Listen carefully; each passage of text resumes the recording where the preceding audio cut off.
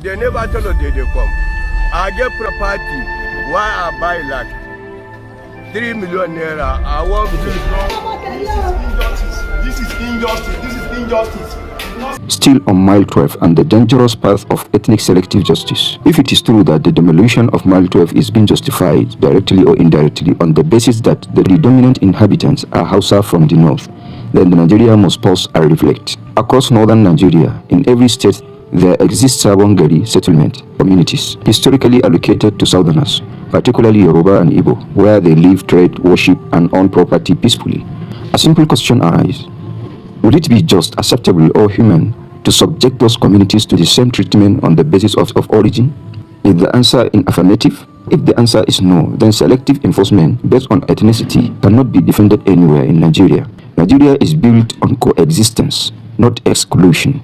Nigeria was founded on the principle that every citizen may live, work, and own property anywhere in the country. No Nigerian is a stranger in Nigeria. If we begin to uproot communities because of where they come from, then we are no longer enforcing law, we are dismantling the nation. Unity is a choice, not an accident. If one day Nigeria ever decides that it can no longer continue as one indivisible and indissoluble nation, then such a matter must be 1. Openly discussed, 2. Peacefully negotiated, amicably resolved on table without shedding blood. But until such a day, and even after it, we must remember we are still Africans, we are still vulnerable to the same external enemies, we are still children of the same humanity, descendant of Adam and Eve. Division will not save us. The real enemies are not the poor or the settled communities. Nigeria's problem has never been ordinary people living together. It is not Hausa, it is not Yoruba, it is not Igbo, it is not religion or region. The real problem is official corruption. Leaders who loot public wealth, deliver nothing, distract the people with ethnic and religious fear, and unite only when it is time to share public money. They are brothers in looting, while the people are pushed to fight each other. The way forward, Nigeria will only rise when Nigerians reject ethnic hatred. Defend fairness everywhere, not only where it benefits them. Choose leaders based on track record, integrity, and competence, not tribe, religion, or region. Refuse to be used against fellow citizens. Imagine demolition of over 2,000 houses, especially in a time of economic difficulty and high inflation. It can lead to significant hardship and even social unrest. It is crucial that the authorities balance development with the right and welfare of the residents, rendering them homeless while enjoying comfort of permanent building. And that is where the challenge often lies. Considering the principles and the doctrines as follows. Number 1, legitimate expectation. Number 2, de facto recognition.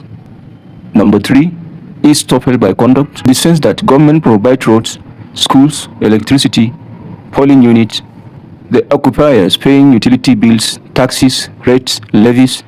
The area becomes organized, developed, named, planned, populated, become public.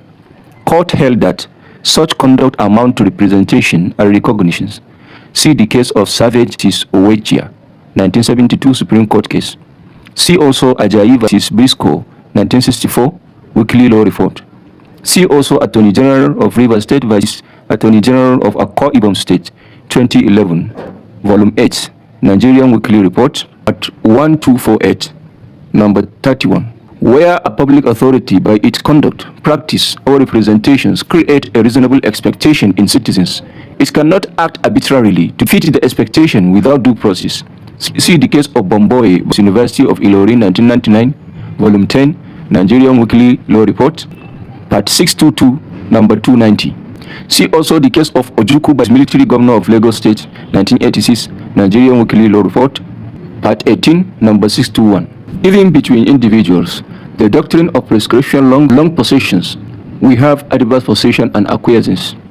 Court held that once land has evolved into a settled community or generations, and even then, with notice and reasonable compensation.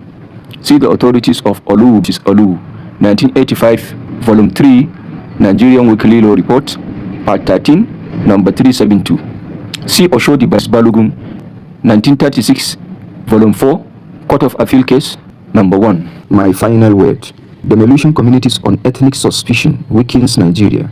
Justice that target one group today will target another tomorrow. A nation grows when its people stand together.